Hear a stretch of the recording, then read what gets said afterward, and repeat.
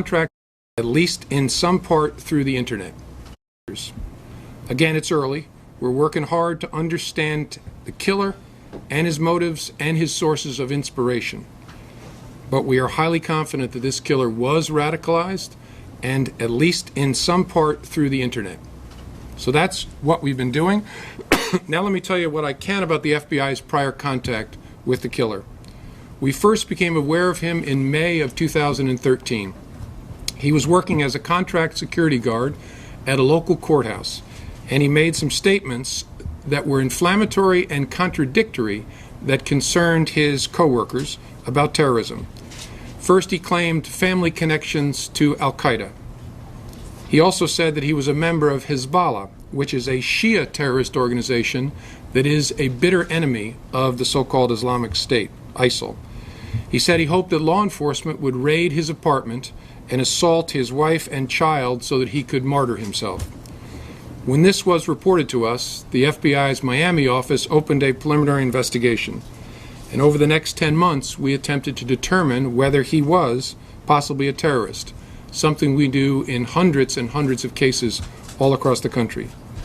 Our investigation involved introducing confidential sources to him, recording conversations with him, following him, reviewing transactional records from his communications, and searching all government holdings for any possible connections, any possible derogatory information.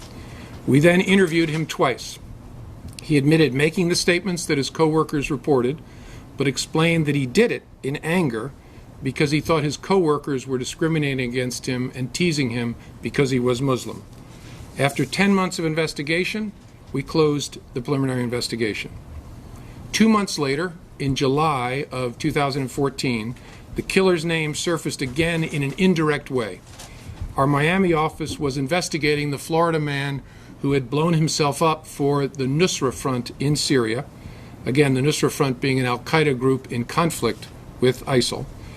And we learned from the investigation that the killer knew him casually from attending the same mosque in that area of Florida. But our investigation turned up no ties of any consequence between the two of them. In the course of that investigation, one witness told us, when asked, do you know anybody else who might be radicalizing, that he had once been concerned about the killer because the killer had mentioned Alaki videos. But the witness had concluded that he later got married and had a child and got a job as a security guard, and so he was no longer concerned about him. Our investigation again turned and interviewed the killer to find out whether he had any significant contacts with the suicide bomber for al-Nusra, determined that he did not, and then the inquiry continued, focusing on the suicide bomber with no further focus on the Orlando killer. We will continue to look forward in this investigation and backward. We will leave no stone unturned.